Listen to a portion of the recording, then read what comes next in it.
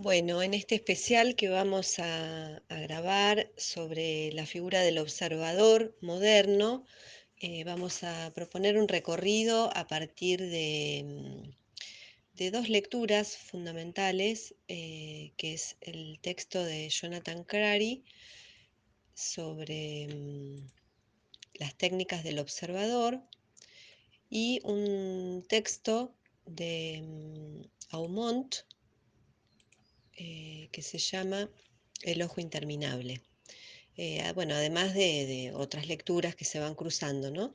Pero bueno, básicamente vamos a centrarnos en esta idea que nos plantea Crary, de cómo a principios del siglo XIX se va a plantear una ruptura con los modelos clásicos de la visión que no responde solamente a un cambio en la apariencia de las imágenes, en las obras de arte, fruto de las búsquedas propias del lenguaje del arte, sino que esas transformaciones hay que pensarlas de modo inseparable, con una reorganización total del conocimiento y de las prácticas sociales que van a modificar no solamente esas prácticas artísticas, sino también en general las capacidades productivas, cognitivas y deseantes de este nuevo sujeto moderno. Entonces, bueno, a partir de allí él va a proponer que de alguna manera las transformaciones que podemos ver desde el impresionismo en adelante, en la pintura modernista y el desarrollo incluso de la fotografía a partir de 1839, las va a pensar casi más como síntomas posteriores o consecuencias de este desplazamiento sistémico que se produce en este régimen de la visión, en este régimen escópico. Utilizamos esta expresión de régimen escópico para hablar de un régimen de la mirada, un régimen de la visión que se instala a partir de este pasaje del siglo XVIII al siglo XIX. Entonces, él, más que analizar concretamente los datos formales de las obras de arte, por ejemplo, o una noción de la percepción aislada del sujeto moderno, va a analizar más que nada la figura o el fenómeno de la observación, ¿no? Porque él plantea que el problema del observador es justamente el campo en el cual podemos ver materializada la visión, ¿no? En esa figura, en cómo este hombre observa el mundo, ¿sí? El hombre como un sujeto observador que a la vez es producto histórico, ¿no? Y que está condicionado por una serie de prácticas, de técnicas, de discursos, de saberes y de procedimientos de subjetivación, finalmente, ¿no? Entonces, la idea de observador es mucho más amplia que la idea de espectador, ¿no? Que supone un sujeto mucho más pasivo, ¿sí? Alguien que pensar en este sujeto como un observador supone pensarlo como alguien que ve dentro de un conjunto determinado de posibilidades de ver, inscripto en un sistema de convenciones y de limitaciones, ¿no? Y va a entender esas convenciones como algo mucho más amplio que las meras prácticas representacionales, como por ejemplo la perspectiva, ¿sí? En esas convenciones aparecen otras cuestiones que tienen que ver con incluso, y especialmente en el caso de lo que va a analizar Crary, con las formas que la manera en que nuevos dispositivos y aparatos de recreación o aparatos justamente para poder ver y observar, van modificando esta figura, esta forma de la observación. Entonces, las transformaciones en los modos de vida, o sea, esto que venimos hablando, ¿no? Este pasaje hacia la vida urbana del hombre moderno, el modo en que se va transformando el entorno, ese pasaje de lo rural a lo urbano, los descubrimientos científicos, los descubrimientos tecnológicos que van a posibilitar justamente la aparición de diversos dispositivos, de instrumentos y de máquinas que van a suscitar nuevas relaciones y prácticas con el mundo y entre los hombres, van a dar forma finalmente a un nuevo observador, a un nuevo régimen de visión caracterizado por una paulatina movilización y variabilidad de la mirada, ¿no? En detrimento de ese ojo fijo, de ese ojo sujeto, representado en la imagen de la cámara oscura. Bueno, de aquí vamos a pasar a ver en particular estos dispositivos que analiza Crary. Vamos a detenernos en algunos dispositivos que se llaman dispositivos inmersivos, porque justamente plantean una inmersión, una práctica de inmersión a ese observador. El primero que vamos a analizar es el de los panoramas, que el nombre significa, orao significa ver y pan todo, ver todo. Bueno, el panorama fue inventado en 1787 por Robert Baker, que era un pintor, un pintor de retratos y de miniaturas, del que prácticamente no se conoce esa obra, pero bueno, se hizo famoso justamente porque inventa este dispositivo que se llama panorama y que consiste en una gran vista. La primera que él hace es una vista de Edimburgo, es una acuarela desde Calton Hill, que es una zona elevada, un parque elevado de la ciudad, y él, teniendo esa vista, se da cuenta que del encanto, ¿no? y de lo que produce la visión total de la ciudad, ¿no? Entonces quiere trasladar esa experiencia a una representación, hace una acuarela de 4,5 metros aproximadamente y la exhibe en su casa, en un formato semicircular, podríamos decir de 180 grados, no llega a la totalidad de lo que él imaginaba. Bueno, a partir de esto, él registra este dispositivo de visión del paisaje con este nombre de la naturaleza de un vistazo, ¿no? Bueno, luego él necesita construir un edificio. La limitación con la que se encuentra es que en realidad la arquitectura en la que él había montado esta vista no permitía esa experiencia panorámica, ¿no? de la totalidad. Entonces se conecta ya en Londres con un arquitecto y hace construir un edificio. em, a ver, acá, ¿sí? El arquitecto Robert Mitchell, que diseña para él este edificio que se llama, bueno, la arquitectura de rotonda porque es circular,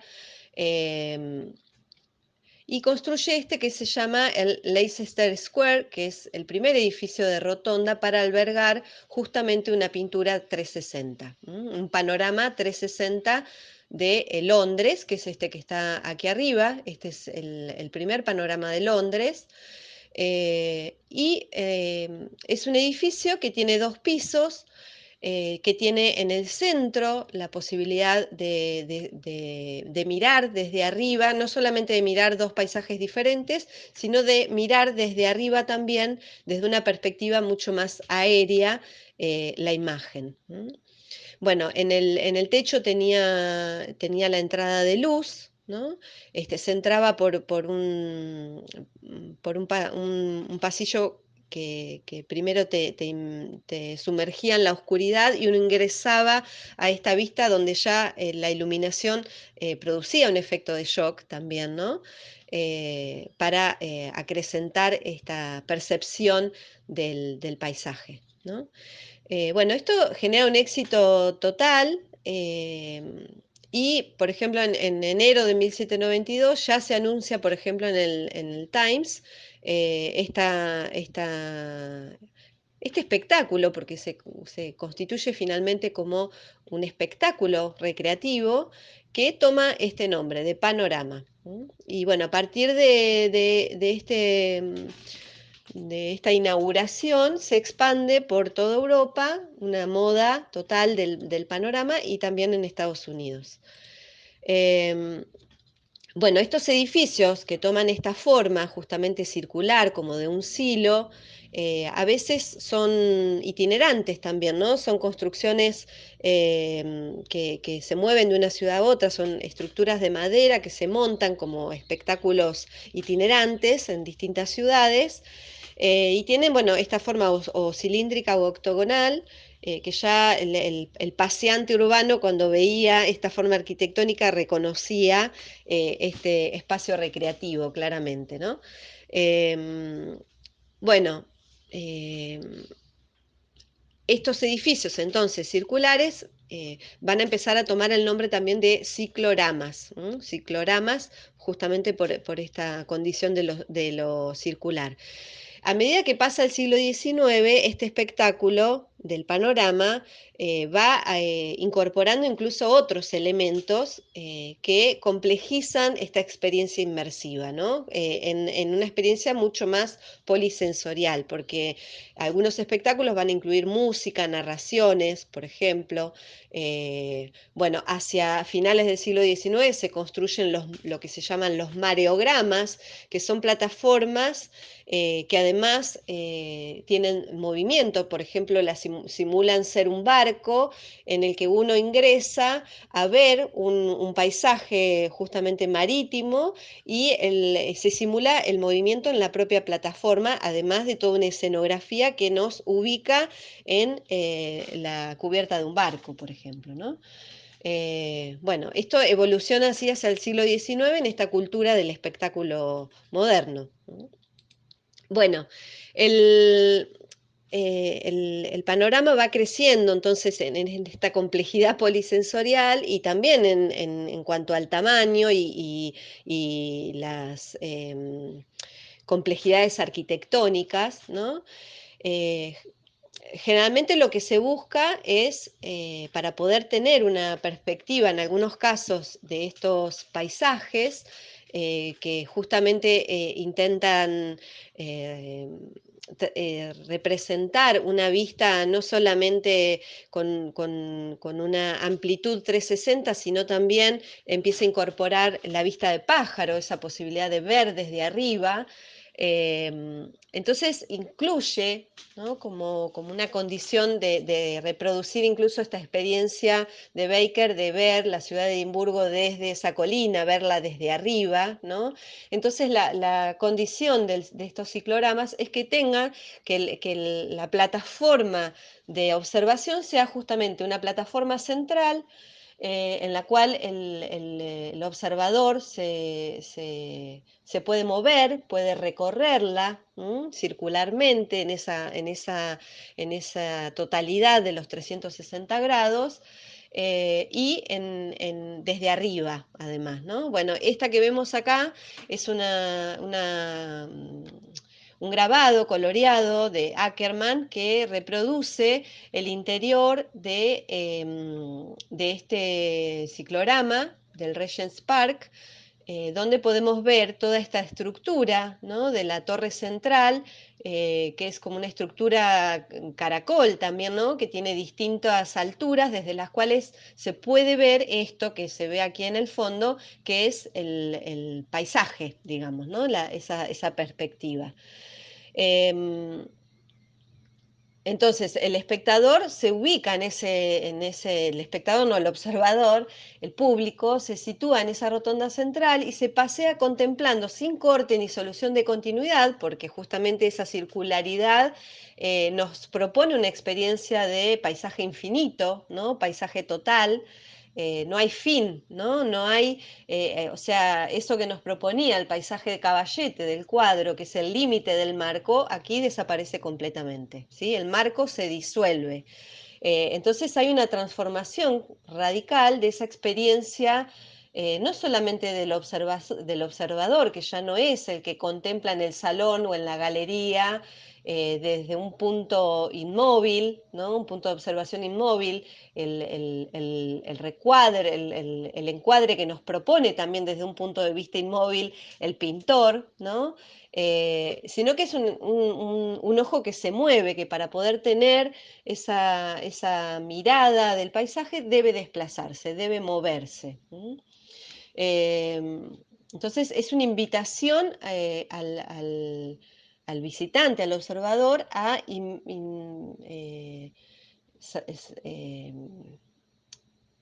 encontrarse directamente con el paisaje, digamos, ¿no? Por supuesto, paisaje sigue siendo una imagen, sigue siendo un artificio, pero hay una serie hay un énfasis, un esfuerzo puesto en crear una ilusión, en mantener una ilusión de transportar a este observador al paisaje, ¿no? A ese paisaje real. Bueno, es como dice Baker, ¿no? Berker, la vista era la misma que si estuviera en el lugar. Por eso esta recreación de la plataforma elevada desde donde verlo. Desde finales del siglo XVIII, de alguna manera entonces, propone Clark, el panorama va a modular este régimen de visión, este régimen escópico, al sumergir entonces al espectador dentro de la imagen, manteniendo una cierta separación y elevación del mirador, ¿sí? La imposibilidad de ver todo el lienzo a la vez y el énfasis en la verosimilitud, en lo que evidentemente era una ilusión, generó una nueva conciencia de los límites de la visión. Entonces, el panorama de alguna manera inaugura un modo de visión más subjetivo y autorreflexivo. Bueno, ¿de qué iban los panoramas? ¿No? Hay diversos géneros, podríamos decir, de pintura de panorama. Hay todo o sea, el género de la pintura de panoramas, de paisajes de panorama, también propone toda una ruptura con la tradición pictórica del paisaje, ¿no? Porque supone incorporar otros puntos de vista y otras convenciones en la representación del espacio. Hace otra síntesis, ahora vamos a ver cuáles son esas, que no podríamos decir que son consecuencias, ¿no? Pero sí hay como una confluencia de algunas referencias, ¿no? De imágenes que vienen de otros lugares, no solamente del paisaje, de la pintura de paisajes, ¿no? De Lorraine en adelante. Bueno, en esta época, ¿no? Fines del siglo XVIII, principios del XIX, todavía quienes podían viajar no eran la mayoría, claramente, y entonces estos dispositivos de alguna manera permitían al público burgués, medio, por una módica cifra de la entrada, pasearse por diversas ciudades desde puntos de vista elevados, ¿no? Porque se instala toda una moda y hay artistas que viajan a otros lugares a tomar apuntes panorámicos de esas otras ciudades y luego se recrean en estos panoramas, ¿no? Entonces uno podía ingresar en pleno París a un panorama para conocer una ciudad lejana. O también contemplar gestas y batallas históricas. También hay una gran moda de panoramas bélicos, ¿no? Bueno, la batalla de Waterloo es famosa, también hay panoramas de las batallas napoleónicas. Y bueno, es una moda que tiene sus diferentes géneros, ¿no? Bueno, decíamos recién cuáles son las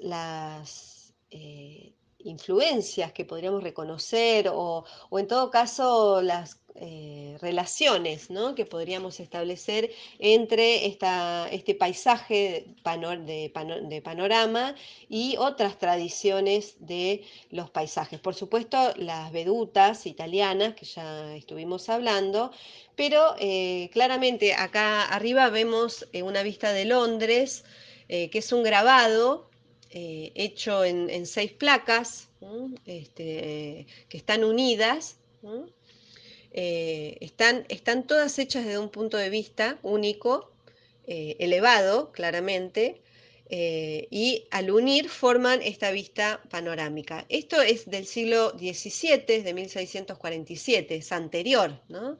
Y por otro lado tenemos toda la tradición topográfica de las vistas topográficas, o sea, todo ese universo de imágenes de las vistas de ciudades y de paisajes que van construyendo todo lo que es ese universo de la cultura visual cartográfica en Europa desde el siglo XVII o XVI incluso en adelante. Por supuesto, acá va a aparecer también las vistas de los artistas viajeros en las expediciones científicas a América, que veremos el año que viene también, ¿no? O sea, hay algo de este registro, ¿no?, de esta mirada de vuelo de pájaro que intenta captar la totalidad de un territorio para poder construir la cartografía de un territorio y así dominarlo. Todo esto está, por supuesto, asociado al desarrollo del imperio, ¿no? Y acá otra vez podríamos citar a Mitchell y el paisaje imperial, ¿no? Como todas estas formas que asume la mirada imperial va tomando o se va manifestando en estas maneras de construir el paisaje también, ¿no? Bueno, la pintura, este es un panorama ya de finales del siglo XIX, que cuenta una batalla.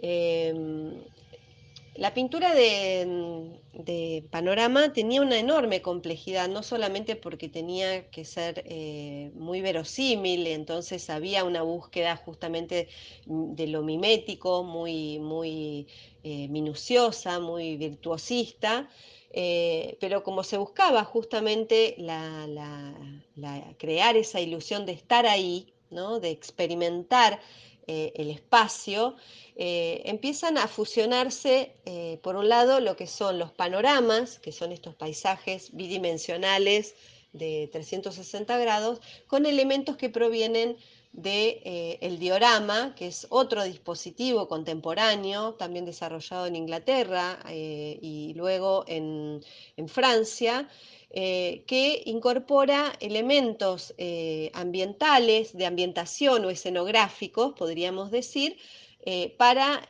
ampliar mucho más la experiencia verosímil del panorama, ¿no? Bueno, acá vemos lo puse como un dato interesante, las publicidades, ¿no?, de los panoramas, en este caso un panorama de Londres, que también propone una revolución en la gráfica muy interesante, ¿no?, que merecería un análisis aparte, pero no quería dejar de citarlo, que es cómo traducir el panorama que es espacial, ¿no?, que tiene que ver más con el teatro, si se quiere, que con la bidimensión de las artes visuales, cómo traducir esa experiencia del 360 a la bidimensión gráfica, ¿no? Esto también causa una revolución en lo gráfico, digamos, ¿no?, en las representaciones gráficas. La cartilla donde, bueno, este es todo el panorama de Londres y entonces en esta cartilla estaban los números, las referencias de qué es lo que uno estaba mirando a medida que va dando la vuelta, ¿no? Bueno, esto por supuesto se relaciona, y acá solo voy a hacer una mención, porque es mucha extensión si no, que estamos hablando de finales del siglo XVIII, donde también se va a producir el primer viaje, el primer ascenso en globo aerostático hacia 1873. Entonces, tienen que ver también las posibilidades, la transformación que supone la experiencia de ver la Tierra desde arriba, de un globo aerostático, que cambia la percepción completamente del mundo, ¿no? Entonces, bueno, el panorama y el globo rompen la interfaz previamente rígida entre los espectadores y su entorno, ¿no? Al disolver ese marco de las representaciones y brindar posibilidades de altura y movimiento a el ojo que mira, claramente. Bueno, por supuesto los pintores conocen los panoramas, hay referencias, hay fuentes, textos de Friedrich, donde habla de su fascinación por los panoramas, y podríamos pensar también esta obra, que ya hemos visto tanto, como, bueno, esta plataforma desde la cual se puede tener esa experiencia total del paisaje, ¿no? O sea, podríamos pensar este punto en el que se posa este personaje como esa plataforma del panorama, ¿no? Bueno, otro dato importante para tener en cuenta, que los panoramas se van a propagar en este fin de siglo también, contemporáneamente a el modelo de construcción panóptica de Jeremy Bentham, que aparece en 1787, ¿no? En este eh, momento prerevolucionario, ¿no? En el que, por un lado, se imponen universalmente los derechos del hombre del ciudadano, y como dice Ramírez, parece que la mirada circular, panóptica, que se impone, de alguna manera pretende sustituir ese ojo de Dios, ¿no?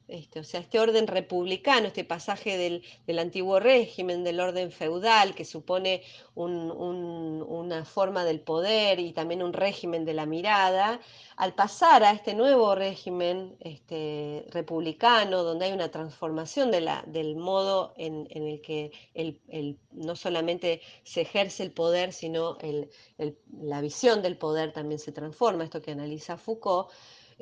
Bueno, podemos ver que no solamente se ponen de moda los panoramas, es decir, eh, el placer escópico también es circular, sino que el castigo penal también es circular. No me voy a detener acá en la forma del panóptico, se los dejo a ustedes que lo busquen si no lo conocen, pero es un modelo carcelario que tiene una forma circular. En el centro está esta torre en la que se ubica el vigilante, que puede ver, ¿no?, todos los prisioneros, ¿no?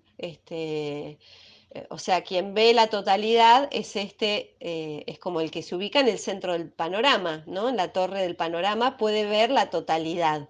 Bueno, el vigilante también puede ver la totalidad de la cárcel, como el que dirige la asamblea en el Parlamento republicano, que también reproduce la forma del Parlamento clásico, que es circular. Quien dirige la asamblea también puede tener una vista total de los miembros de la asamblea. Entonces, dice Ramírez, la mirada de la persuasión, la del castigo penal y la del placer escópico coinciden en el deseo de que el mundo sea transparente para el hombre, ¿no? Que todo el cosmos pueda controlarse con un movimiento circundante. Bueno, y acá aparece una paradoja del panorama, podríamos decir, ¿no? Por un lado, la fantasía de el libre albedrío para consumir el mundo, ¿no? Puedo mirar todo y elegir dónde pararme para detenerme y mirar más, ¿no? Como si uno pudiera recorrer esa totalidad y elegir, ¿sí? Pero por otro lado, el panorama como una completa prisión para el ojo, ¿sí? Si bien eh, dice Aumont en El ojo interminable, ¿no? Dice, ante esa inmensa imagen donde el espectador se sumerge, se pierde el sentido de la distancia de uno mismo a la imagen, ¿no? La inmersión completa. Y el dispositivo busca eso, justamente. Pero a la vez se da una tensión entre ese deseo de omnividencia, de verlo todo, de dominio, y el hecho de que el espectador se halla en realidad circunscrito, limitado a un espacio, está encerrado, está aprisionado por ese dispositivo que lo limita, ¿no? Entonces, Aumont dice que finalmente lo que el panorama, y esto también lo va a tomar Crary, lo plantea Crary, que estamos dentro de un régimen de ilusión y espectáculo, más que de libertad, de totalidad, ¿no? La panorámica, dice Aumont, la panorámica circular alimenta incesantemente la mirada, pero la encierra definitivamente. Es la paradoja de la mirada señora y esclava a la vez. Bueno, dice Benjamin, ¿no? Hablando de las arquitecturas modernas en el libro de los pasajes. Bueno, los edificios del sueño colectivo del sueño colectivo moderno, son los pasajes, los invernaderos, los panoramas, las fábricas, los gabinetes de figuras de cera, los casinos, las estaciones de ferrocarril. Esos panoramas que anuncian una completa transformación de la relación del arte con la técnica, claramente, ¿no? Y podríamos pensar que el panorama deriva más de una lógica de la fábrica, ¿no? Y de la tecnología de la fábrica, ¿no? En cuanto a lo arquitectónico. Eh, Son a la vez expresión de un nuevo sentimiento vital, ¿no? El habitante de la ciudad, eh, que se piensa en clave de superioridad respecto del campo, ¿no? Este hombre moderno urbano, se va a expresar de múltiples maneras en el transcurso del siglo XIX, ¿no? Y de alguna manera el panorama también es el modo de traer a la ciudad esa totalidad de la ciudad, pero también del paisaje lejano, del paisaje que quedó allí lejos, el paisaje rural. Y recorrerlo en su totalidad, como de alguna manera el flaner de mediados del siglo XIX en adelante intentará recorrer esa totalidad de la ciudad. Bueno, y de acá del panorama vamos a saltar a un segundo dispositivo inmersivo, que son los dioramas, que por supuesto están vinculados al dispositivo panorama. Em, Tomé la invención de estos espacios recreativos en Francia, aunque hay un antecedente en Inglaterra de finales del siglo XVIII, pero tomé el de Daguerre, sobre todo para ya introducir la figura de Daguerre como, bueno, quien patenta la fotografía, se patenta la invención de la fotografía en el 39 con el daguerrotipo, pero que ya en el año 22 en realidad de antes, él es pintor de telones teatrales y como bueno, buen ser de su tiempo, también le interesa indagar en las relaciones entre la imagen y la luz, ¿no? De hecho, en sus telones, en los diseños de sus telones, hay un trabajo particularmente centrado en lo lumínico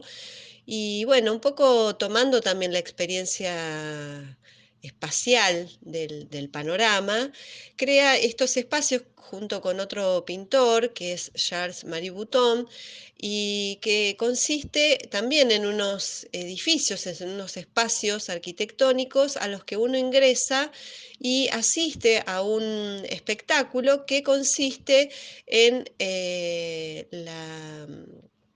en ver un paisaje de grandes dimensiones. También hay distintos temas, ¿no? Que se abordan desde estas pinturas y que tienen distintas formas. Algunos tienen el formato de una gran tela que se enrolla en dos cilindros y en uno de cada costado, y a medida que se va girando el cilindro, esa imagen va transcurriendo y va cambiando, ¿no? Y en otros casos, sencillamente,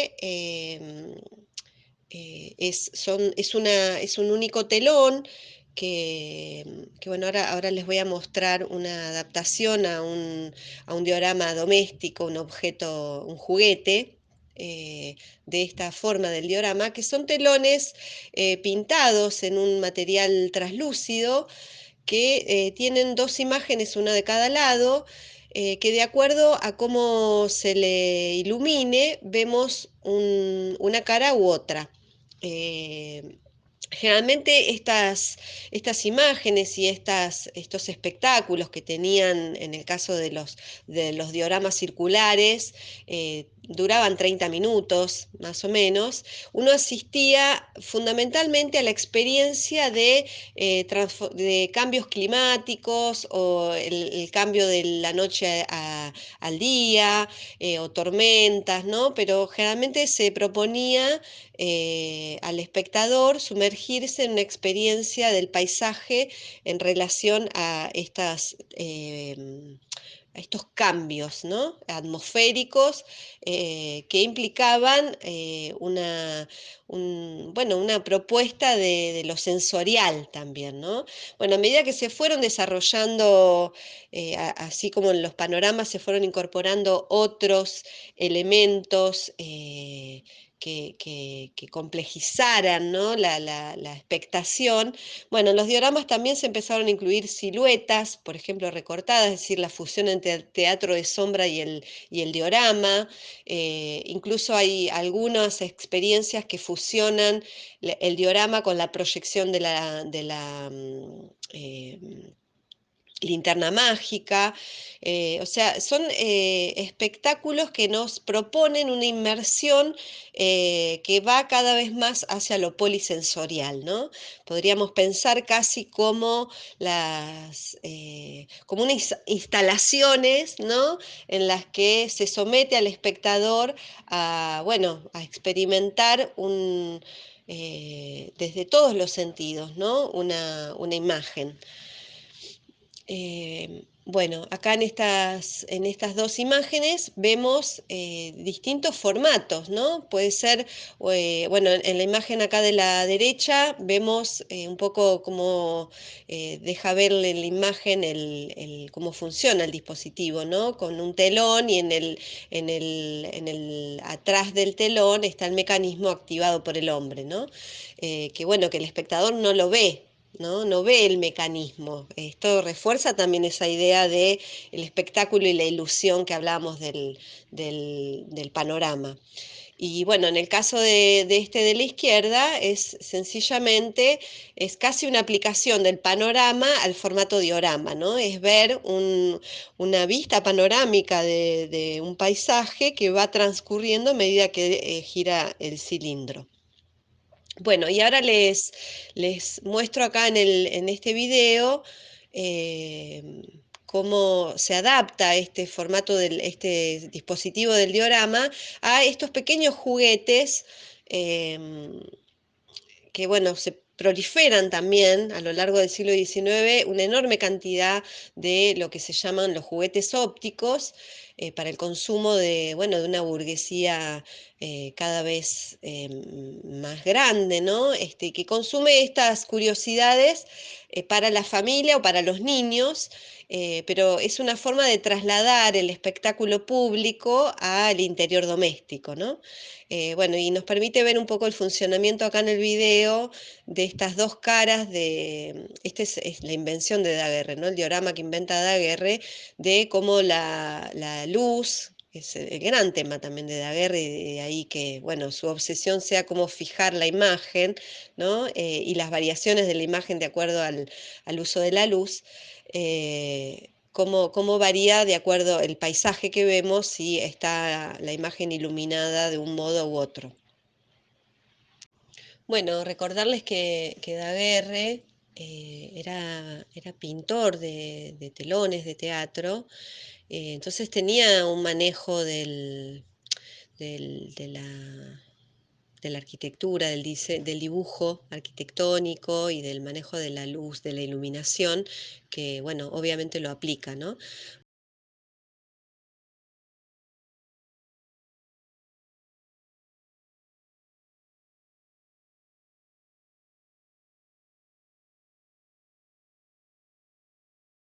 Bueno, y acá podemos ver eh, cómo, de acuerdo a si abrimos una fuente de luz superior, se ve una cara de la imagen o la otra.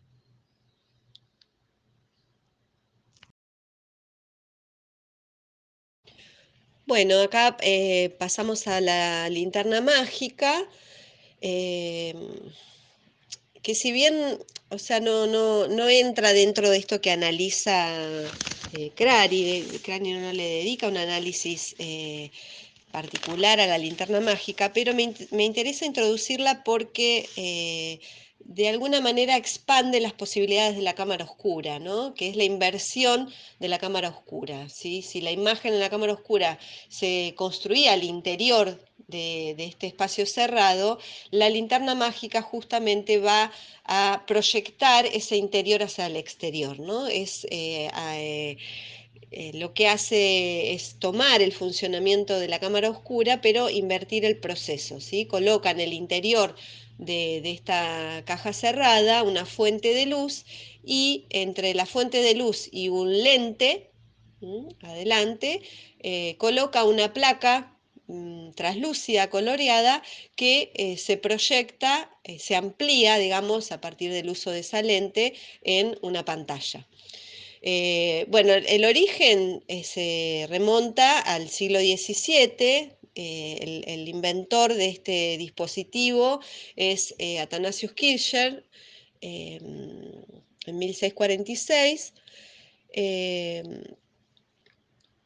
y bueno, se populariza y tiene que ver también con esta moda, ¿no? De los espectáculos y de la utilización de dispositivos ópticos para la recreación. Va a adquirir una popularidad y una difusión y una complejización del aparato, fundamentalmente hacia el siglo XIX. Y bueno, podríamos decir que es el antecedente de lo que en el siglo XX y hasta el día de hoy es para nosotros el proyector de diapositivas. Eh, bueno, consistía en esto, en esta cámara oscura que decía recién, con ese juego de lentes, y lo que se fue complejizando, más que el funcionamiento, es lo que se coloca entre la fuente de luz y la lente. Esto ahora les voy a mostrar en un videíto, como distintas experiencias que, bueno, nos llevan justamente, no solamente a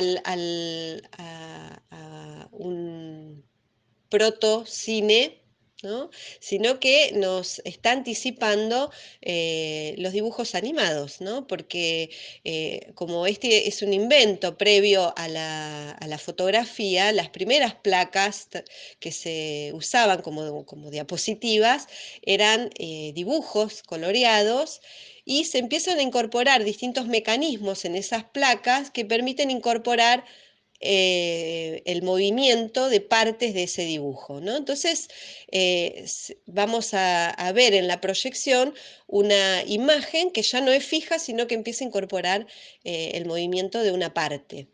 Esto también se empieza a complejizar con la superposición de proyecciones en las que aparece algo que está fijo y algo que se mueve, o también incorporando el movimiento en el aparato, ¿no? Y esto es algo que, bueno, también recordar que hacia finales del siglo XIX se crea la luz eléctrica, ¿no? La luz incandescente, perdón, y la invención del arco voltaico de Thomas Edison, que va también a revolucionar las posibilidades de este aparato hacia fines del siglo XIX, ¿no? Eh, bueno, y también la incorporación de la fotografía, las posibilidades de la imagen fotográfica para ser proyectadas, ¿no? Bueno, y acá tenemos los distintos usos, ¿no? Ya sea en el interior de la vida doméstica, de la vida familiar, ¿no? En las proyecciones para niños. Bueno, hay todo un universo también de la industria del juguete, que, bueno, se desarrolla a partir de todos estos objetos, ¿no?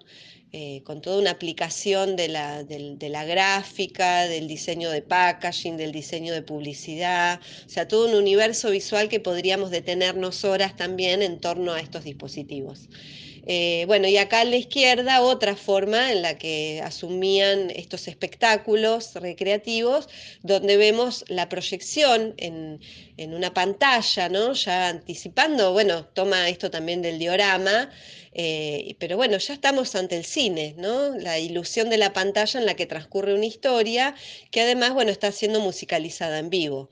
Bueno, esto es algo que va a experimentar, se van a experimentar también en otro tipo de espectáculos, que son las fantasmagorías, que son de finales del siglo XVIII y principios del XIX, y que bueno, se imbrincan un poco también con toda la moda del gótico, ¿no? De las historias de terror de ese momento, donde bueno, se crean espectáculos donde lo que se proyectan son imágenes más tenebrosas, más en clave grotesca, podríamos decir, y bueno, hay todo una forma de ingresar al espectáculo que ya propone una inmersión de este espectador, de este público, desde el momento en el que llega, el edificio que se elige para hacer estos espectáculos. Por ejemplo, en Francia hay el gran creador de las fantasmagorías, es un tal Robertson,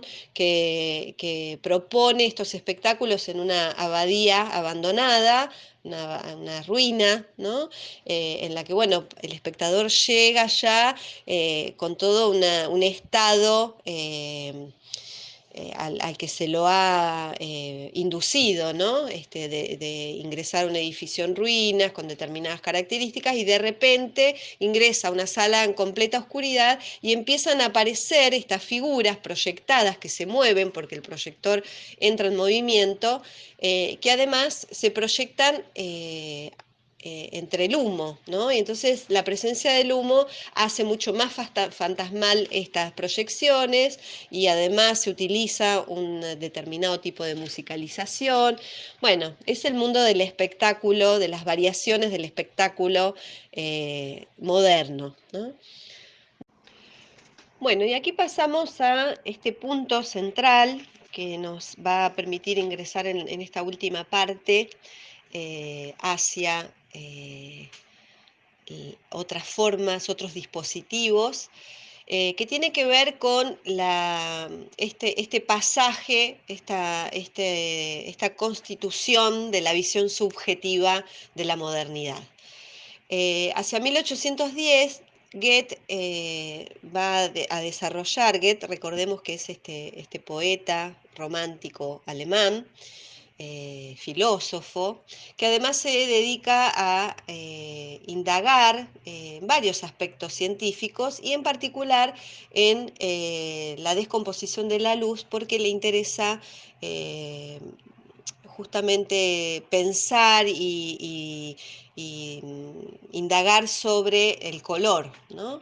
Entonces, bueno, continuando un poco las investigaciones de Newton, que es, recordemos que es quien descubre la descomposición del haz de luz que pasando a través de un prisma, se descompone en los 7 colores, pero va a llegar a nuevos descubrimientos, sus experimentaciones con el prisma y con la luz que atraviesa el prisma y el modo en que se descompone, lo lleva a nuevas conclusiones respecto a que la descomposición de la luz no es la misma en función de las condiciones de luz u oscuridad en las que se produzca.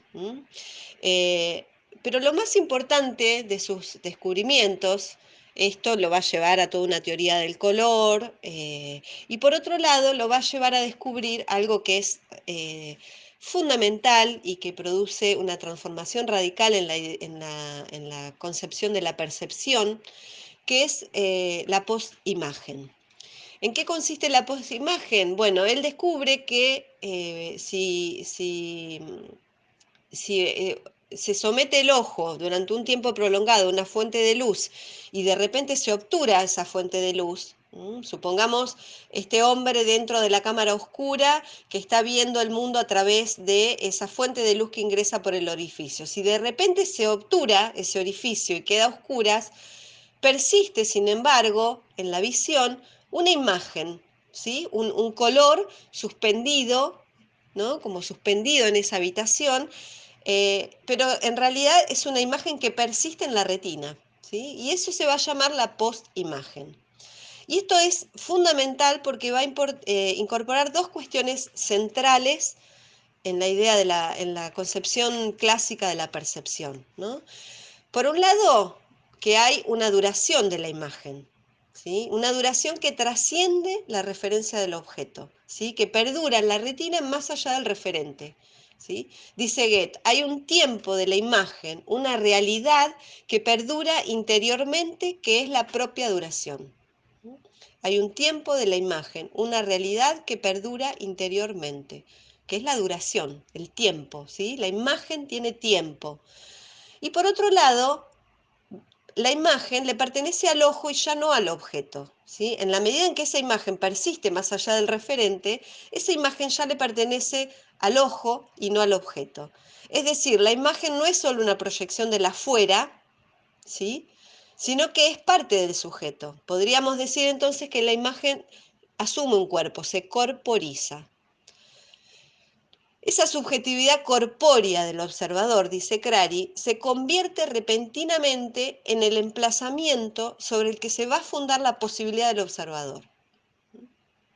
El cuerpo humano, en toda su especificidad y contingencia, genera el espectro de otro color, y así se convierte en el productor activo de la experiencia óptica.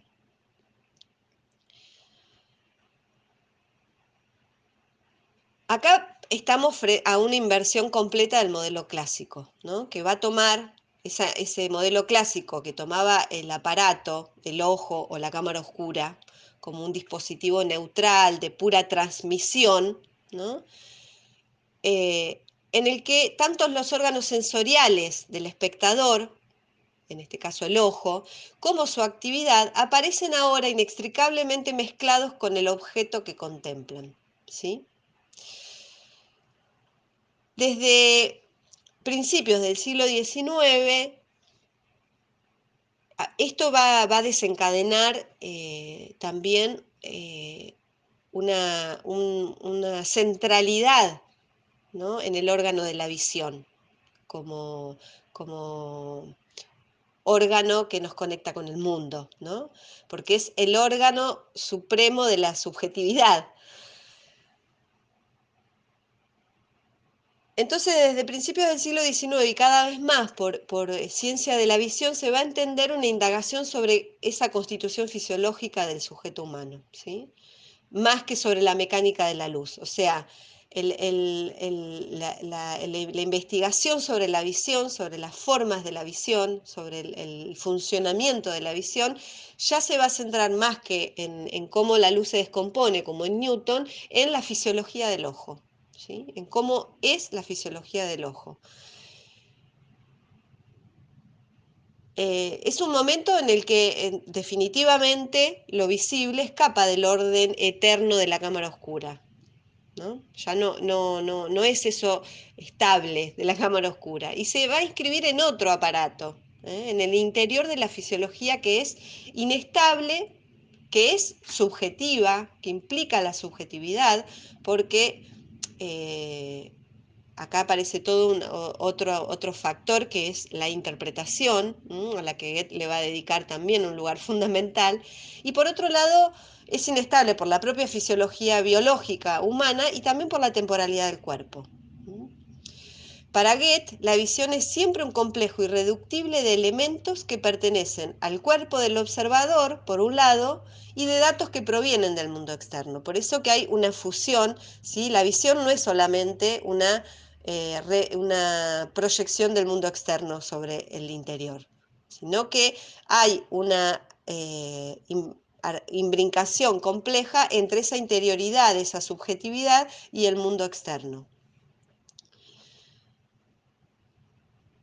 De acá que se va a producir una disolución de ese ideal cartesiano de un observador que está totalmente concentrado en un objeto. Y ahora aparece la subjetividad de la que venimos hablando desde principios de años, ¿no? La subjetividad del hombre moderno.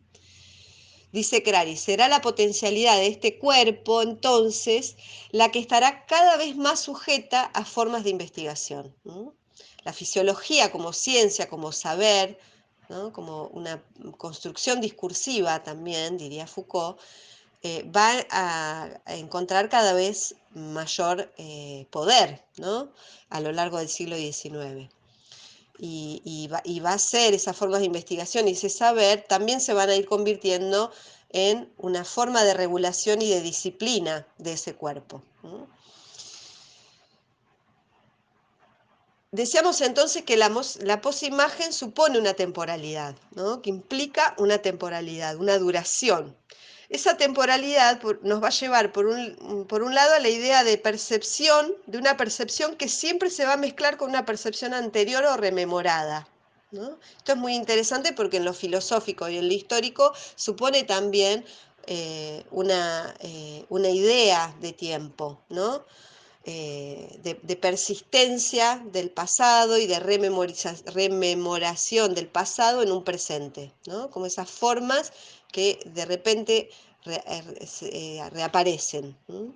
Y por otro lado, en términos más bien técnicos, esa posimagen, esa posimagen se va a convertir en un medio fundamental a través del cual la observación se puede cuantificar, ¿sí? Como hay una duración, se puede cuantificar, se puede medir la intensidad y la duración de esa estimulación retiniana, ¿no? Entonces van a aparecer una serie de investigaciones que van a intentar cuantificar, medir la duración y la intensidad de esas imágenes. Y esto es fundamental porque a partir de esto, entonces, es que hacia 1820 ese estudio experimental de las posimágenes va a conducir a la invención de una serie de dispositivos y de técnicas ópticas, que al principio van a estar destinados a investigaciones científicas, pero que luego se van a convertir en entretenimientos populares, ¿no? Y que todos se van a basar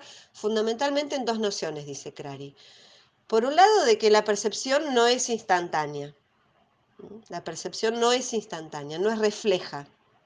Y por otro lado, la de que existe una disyunción entre objeto y ojo. Esas dos cuestiones son importantísimas. La temporalidad, la no instantaneidad del reflejo de la imagen y la disyunción entre lo que hace el ojo y lo que está afuera. ¿Sí? Entonces, estas investigaciones llevan a descubrir que si yo puedo controlar la duración y la sucesión de una imagen tras de otra, puedo modificar la percepción, puedo controlar la percepción de esa imagen. Esto es un hallazgo fundamental para lo que va a ser el cine, claramente, ¿no? Entonces vamos a ver una serie de dispositivos, esto que son concretamente son juguetes para el consumo burgués, pero que dan cuenta justamente de cómo es la percepción de esta percepción subjetiva moderna, ¿no? Uno de los primeros dispositivos que se inventan es este que estamos viendo, que se llama taumatropo, que significa así, literalmente, la traducción es girador de maravillas. Se popularizó primero en Londres, fue John Paris, que en 1825 inventa este aparato y bueno, rápidamente se difunde como juguetes y que bueno, consiste en este pequeño disco que justamente parte de este análisis de la post-imagen, ¿no? Entonces, bueno, todos los conocemos, es un juguete ya conocido por todos, pero tiene dos caras y la imagen es una imagen incompleta de cada una de las caras. Y cuando hago girar este objeto, se produce la conjunción de estas dos imágenes por separado, ¿no?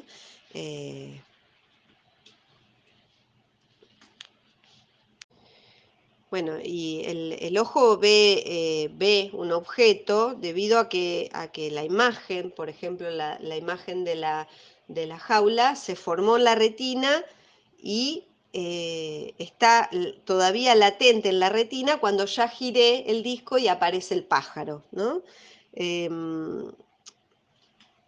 Bueno, esto funciona porque se pudo medir cuánto duraba, ¿no?, esa imagen en la retina hasta que se diluya, ¿no? Ese tiempo de duración, lo que se va a llamar luego la persistencia retiniana, ¿no? Lo que persiste en la retina una imagen. Este es el principio básico del cine, ¿no?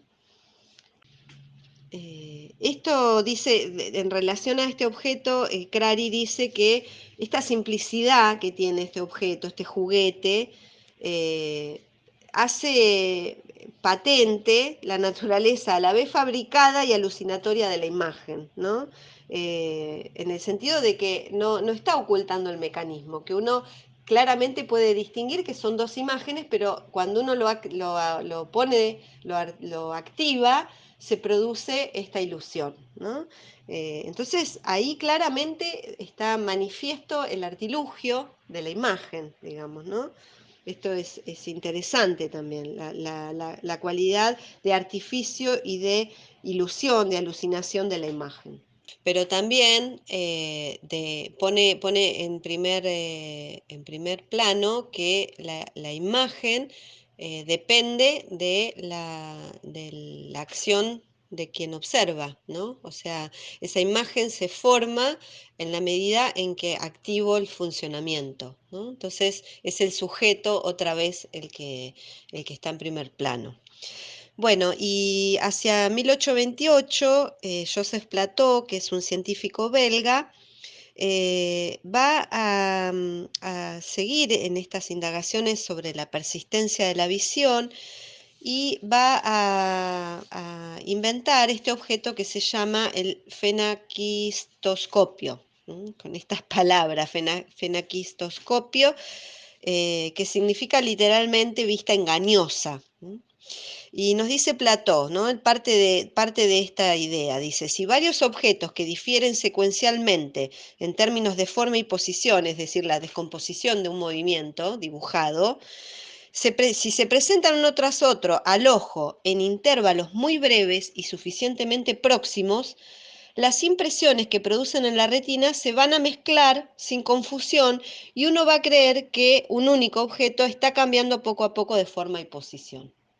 Claramente estamos frente a la invención del cine, de la imagen en movimiento.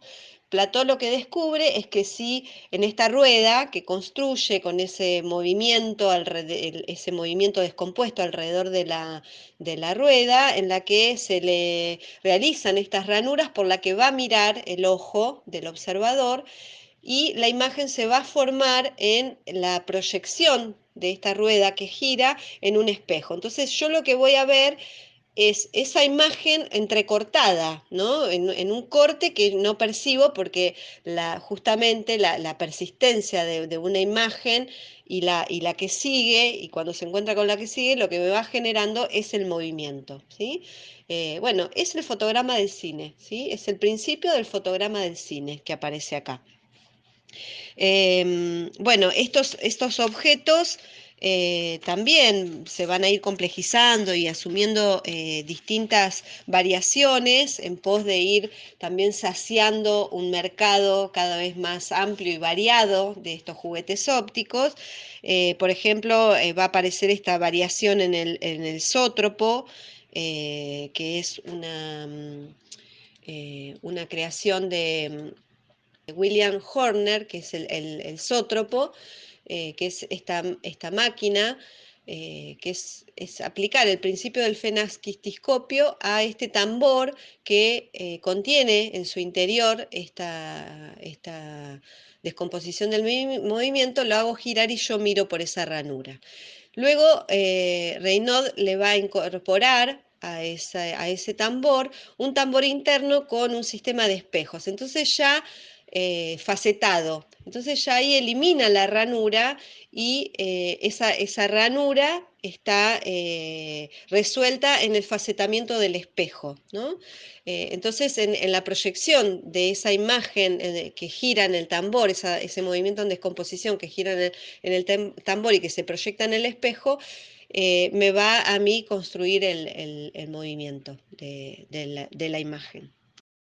Bueno, hasta acá tenemos que tanto desde el panorama, pasando por lo que hemos visto hasta acá, ¿no? Desde el panorama, que supone este observador que va girando, o el diorama, que si bien ya sujeta al observador a una silla, ¿no? Desde la cual observa una imagen, pero es una imagen que está en movimiento y que hace también que ese ojo se mueva, se desplace a estos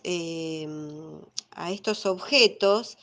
Lo que nos están dando cuenta es de eh, que asistimos a lo que Crary llama una ubicuidad móvil del ojo, ¿no? Ya no podemos hablar más de un ojo fijo, un ojo sujeto, y esto es lo que le va a llevar a Crary a proponer que una característica justamente de la modernización del siglo XIX es ese desarraigo de la visión respecto de un sistema representacional, ¿no? Que es el de la cámara oscura, que veníamos hablando, y de todo ese sistema perspectivista del punto de vista único. Y asistimos entonces a este observador donde no solamente la percepción es subjetiva, sino que es un ojo que está en permanente desplazamiento, en permanente actividad móvil. Bueno, y para cerrar, vamos a adentrarnos en esto que Crary analiza, que es este pasaje de la cámara oscura a la visión estereoscópica como una transformación radical en la mirada.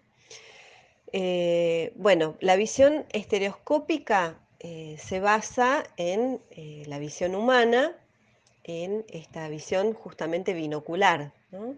Y parte de la separación que tienen los dos ojos, que son aproximadamente de 65 milímetros, el haz de proyección hacia el ojo de un mismo objeto que se proyecta hacia dos pantallas que son los dos ojos.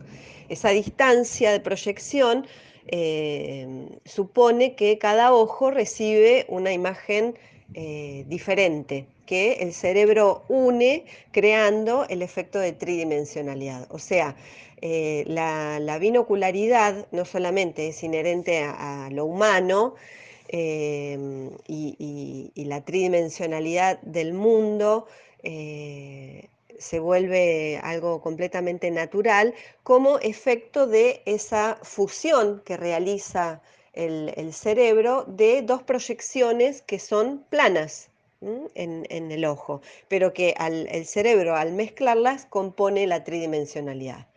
Entonces, esto se conocía ya desde la antigüedad, eh, no es un hallazgo del siglo XIX, pero en el siglo XIX cobra un protagonismo también en estos estudios de la fisiología del ojo que hablábamos antes, y sobre todo porque se vuelve sobre esta idea de que la estereoscopía es lo que finalmente le aporta la profundidad y el volumen a la imagen que la visión de la cámara oscura que veíamos en la visión clásica, de alguna manera le había arrebatado a la visión, ¿no? Bueno, decíamos que los primeros intentos de recrear esta visión estereoscópica son previos a la invención de la fotografía y son previos al siglo XIX y se remontan al siglo XVI a un italiano que es Jacopo Cimenti da Empoli, que va a realizar los primeros dibujos. Bueno, y es un belga el que va a acuñar por primera vez la palabra estereoscópica para designar esta binocularidad. Bueno, decíamos que en el siglo XIX se retoman justamente el protagonismo que toman los estudios fisiológicos del ojo, estos estudios de la binocularidad y de la estereoscopía, Se van a desarrollar mucho más, y lo que sí se va a desarrollar en el siglo XIX, que antes no existía, son visores estereoscópicos que permiten justamente tener la experiencia de una imagen tridimensional, una imagen 3D, ¿sí? O sea, el comienzo de la imagen 3D está aquí en los visores estereoscópicos, que el primero es una invención del inglés Charles Wheatstone en 1838, que es este que vemos aquí a la izquierda, que era un sistema de dos espejos que reproducían el ángulo, la diferencia que hay entre estas dos proyecciones de cada ojo, y que eran dos espejos y dos imágenes que se proyectaban en esos dos espejos, y que entonces nosotros podíamos percibir en esa conjunción la tridimensionalidad de la imagen. Em, bueno, estas investigaciones van a ser crucial en el siglo XIX, porque se va a empezar a cuantificar, ¿no?, con precisión estas distancias, y a partir de eso se van a poder inventar estos dispositivos, y luego finalmente en el 51 poder crear cámara fotográfica que puede sacar fotos estereoscópicas, ¿no? Em, y por otro lado, también estas investigaciones lo que vienen a hacer es a reforzar y ampliar este pasaje de la visión, de la imagen, como una experiencia del observador, ¿no? Al poner la imagen estereoscópica, justamente lo que pone en primer plano es que la tridimensionalidad, en realidad, el resultado de una función cerebral, digamos, ¿no? O sea, del sujeto, otra vez.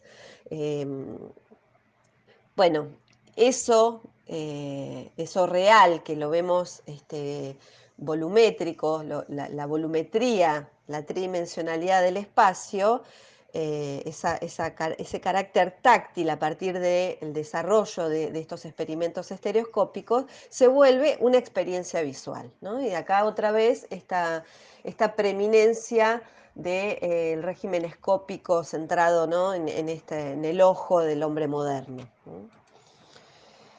Bueno, acá vemos la cámara estereoscópica, de las primeras cámaras estereoscópicas, que impresionaban justamente dos placas diferentes, con estos dos lentes que reproducían esta distancia ocular, que bueno, se perfecciona y se comercializa ya a partir de 1851. Y lo que se va a desarrollar también con una complejidad y variables diversas en lo estético y en la funcionalidad es el aparato del estereoscópico, que es central, ¿no? El aparato como el dispositivo fundamental que permite ver estas imágenes, ¿no?, estas reproducciones estereoscópicas, que es el estereoscopio justamente. Eh, que bueno, el estereoscopio es este aparato que tiene justamente dos visores y un sistema de enfoque, ¿no? La imagen estereoscópica, sea un dibujo, sea una fotografía doble, se pone en foco de acuerdo a cómo se acerque y se aleje del visor, es el ojo el que va a juntar esas dos imágenes, ¿no? Eh, bueno, entonces se coloca, acá hay otras versiones, se coloca el estereograma o la estereografía eh, con una distancia que, bueno, este brazo se acerca o se aleja para poner el foco, ¿no? De acuerdo a la visión también de cada individuo, porque acá empieza a aparecer también la particularidad de la visión individual. Bueno, y lo que se va a desarrollar es una enorme también producción industrial de imágenes estereoscópicas, mucho antes incluso de que se desarrollara la cámara estereoscópica, en dibujos ¿no? Bueno, hacia finales del siglo XIX, este aparato, que además está caracterizado por un uso muy privado, ¿no? Porque es un dispositivo que es como una continuación del propio cuerpo, del propio ojo, y que por lo tanto supone una visión muy privada. Bueno, va a propiciar también el desarrollo de una enorme cantidad de imágenes fotográficas y gráficas, eh, pornográficas, ¿no? Para consumo pornográfico, como esta que vemos acá. Bueno, Weston, que es el que creó este primer dispositivo, ya afirmaba hacia finales de la década del 30 que, no, que ningún artista podía ofrecer ya una representación fiel del mundo real, sólido, cercano, ¿no? Cuando dice el mundo sólido es eso que está allá afuera, el mundo objetivo, ¿no? Dice, cuando la pintura y el objeto son vistos con ambos ojos, ¿no? En el caso de la pintura, dos objetos similares, las dos imágenes ya bidimensionales, se proyectan en el ojo sobre la retina con pequeñas diferencias, ¿no? Porque ya hay una síntesis plana hecha en la pintura. En el caso del objeto sólido, real, las imágenes son mucho más dispares, ¿no? Entonces dice, existe por tanto una diferencia esencial entre las impresiones sobre los órganos de los sentidos en los dos casos, ¿no? Y por consiguiente entre las percepciones formadas sobre esos dos mundos. La pintura, dice Weston, no puede ser confundida nunca con un objeto sólido, ¿sí? La pintura ya es un artificio, ¿no? Y acá está desterrando definitivamente esta ilusión de la ventana abierta al mundo, ¿no? La está fundamentando además en una explicación científica, ¿sí? La imagen pictórica no puede ser nunca una ventana al mundo, ¿no? No puede ser nunca lo real. Eh, y aquí que la imagen estereoscópica va a superar esas deficiencias de la pintura, también las del diorama, ¿no? Aunque el diorama incorpora otros recursos ilusorios, que es el movimiento de la imagen o la superposición de una imagen con sombras, con figuras recortadas. Dice Weston que el diorama sigue todavía muy amarrado a las técnicas de la pintura, ¿no? Que dependen de la representación de sujetos distantes para obtener efectos ilusorios. En cambio, el estereoscopio propone, digamos, una forma en la cual lo vívido, lo real del efecto, crece con la proximidad del objeto, ¿no? Acá, como vemos en la foto, en la medida en que el objeto, la imagen, se vuelve cada vez más cercana al ojo, al sujeto, el efecto de vividez es mucho más real, ¿no? Y es una vividez, esa tridimensionalidad, esa ilusión de tridimensionalidad, se basa entonces en esa aparente tangibilidad que decíamos, que es una experiencia puramente visual. Bueno, el consumo de estas imágenes estereoscópicas fue muy popular durante todo el siglo XIX hasta casi finales del siglo XIX, eh, y suponían entonces un consumo de imágenes que ya van mucho más hacia ese consumo privado, el consumo individual de imagen, ¿no? La visión individual, podríamos casi decir que estamos volviendo a esa relación entre el espectador y el cuadro, ¿no? Esa cercanía que requiere el cuadro recortado en el marco, pero aquí es mucho más íntima la relación, ¿no? Porque supone el estereoscopio, el aparato supone una prolongación del ojo, del aparato ocular, ¿no? Bueno, luego se crean estos dispositivos para el espectáculo, el ocio recreativo, como es el Kaiser Panorama, que consiste en este dispositivo circular dentro del cual hay eh, un mecanismo giratorio que tiene imágenes estereoscópicas y entonces uno paga una ficha y se sienta en esa silla individual y mira por ese visor doble y puede ir viendo una serie de imágenes estereoscópicas, ¿no? Es como, también tiene que ver con estas formas precinematográficas, ¿no? De asistir a un espectáculo eh, de la experiencia visual real, digamos, ¿no? Buscar ir hacia eso. Bueno, acá puse esta imagen que la van a reconocer como, bueno, cómo vemos una imagen cuando vamos al cine 3D, si nos quitamos los lentes que producen esa fusión, ¿no? De las dos imágenes. eh, para develar cómo es la composición, digamos, ¿no? de la imagen estereoscópica o la imagen 3D, ¿no? Que es diferente, justamente decíamos antes, a la de la pintura o a la fotografía, ¿no? Es la profundidad, si en la pintura y en la pintura está construida a partir de estas codificaciones que veíamos en la clase pasada, ¿no? De la perspectiva o del claroscuro o de la superposición, de la yuxtaposición.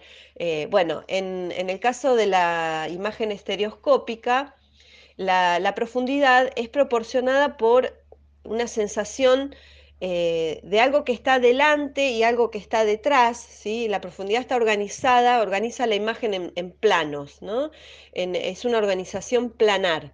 No es que vemos una continuidad volumétrica entre un plano que está adelante y algo que está detrás, sino que lo que hace la imagen estereoscópica es recortar de modo planimétrico los elementos, los objetos que están en ese espacio, y se presentan así, de manera recortada, ¿no? Lo ideal sería poder encontrarnos y compartir estos objetos que fueron parte de la infancia de algunos de nosotros, que son los Viewmaster, que justamente reproducen estos aparatos estereoscópicos para poder entender esto que estamos diciendo, ¿no? Que esa tridimensionalidad que forma el ojo de la imagen estereoscópica no es exactamente igual a como vemos el mundo, ¿no? Que hay una graduación, una secuencia, un gradiente, ¿no? Entre lo que está adelante y lo que está atrás, sino que en la imagen estereoscópica esa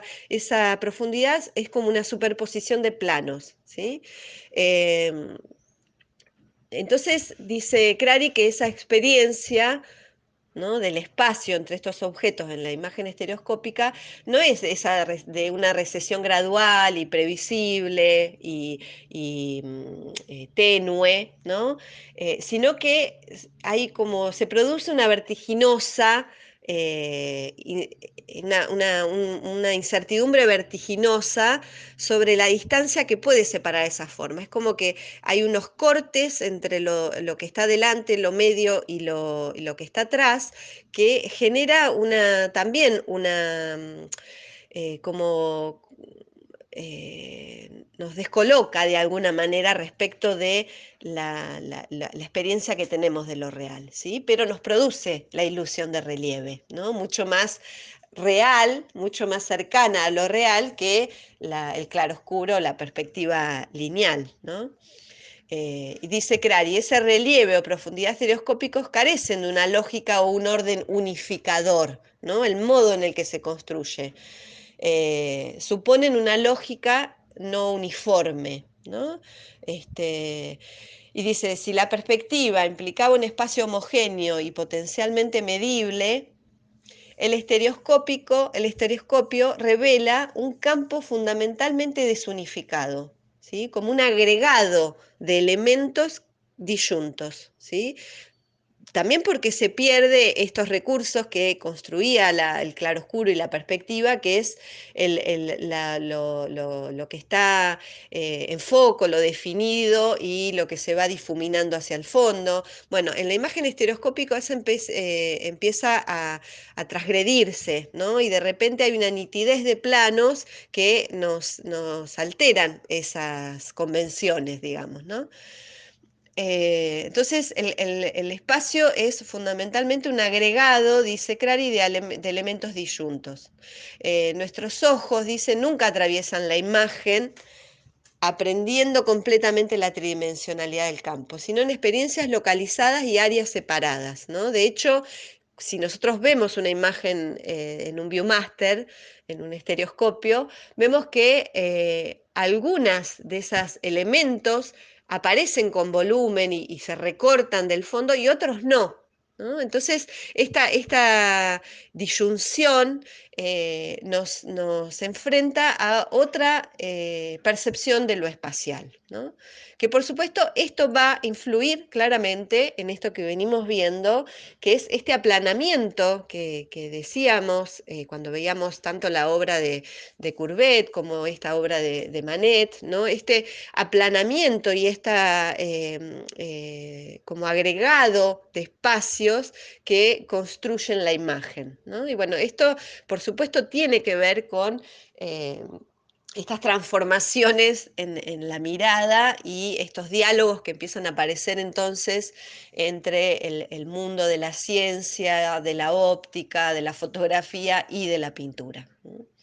O, por ejemplo, en esta imagen, que es de 1867 de Manet, que no la habíamos visto, que es la vista de la Exposición Universal, en donde hay eh, como si estuvieran recortadas las figuras y montadas, ¿no? Se acerca un poco a ese espacio escenográfico, pero en el espacio escenográfico todavía persiste, en el escenario italiano tradicional del teatro, todavía persiste cierta idea de esa caja escénica, ¿no? Con una perspectiva, con un punto de profundidad. Y acá es como que conviven unas planimetrías espaciales que tienen como unas lógicas particulares, fragmentarias, digamos, ¿no? Como que esto que sucede acá es una cosa y tiene una relación con este fondo que no es lo mismo que este de acá en primer plano, ¿sí? Es como si trabajáramos a partir de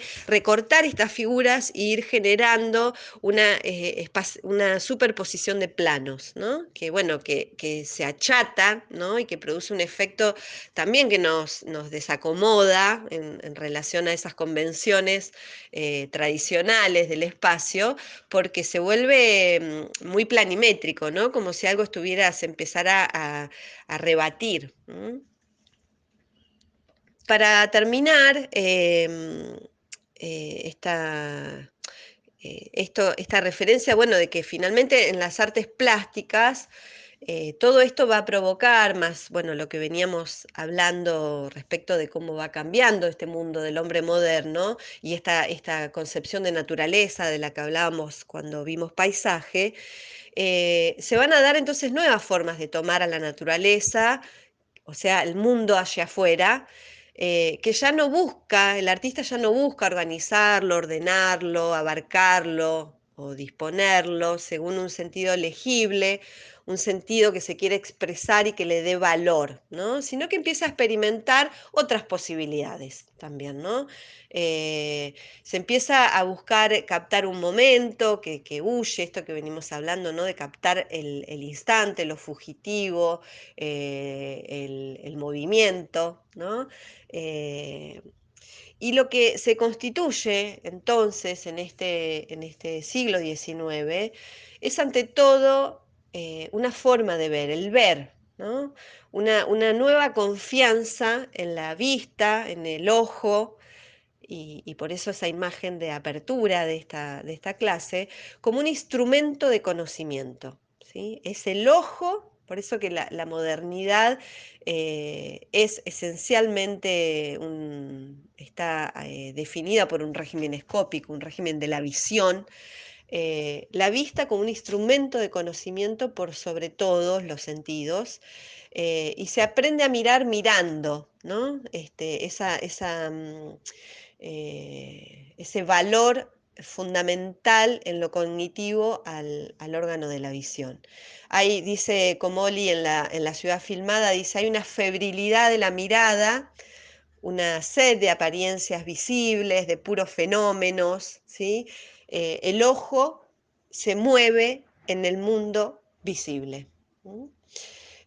Bueno, y para terminar esta serie estereoscópica, bueno, las imágenes contemporáneas de los visores o cascos de realidad virtual, ¿no? O sea, todo esto que estuvimos viendo de alguna manera no solamente es el anticipo de las formas cinematográficas, que bueno, le dedicaremos otro capítulo, sino también de estas experiencias ya más contemporáneas que tienen que ver con ir hacia directamente la creación de una realidad virtual, ¿no? Que también sigue en,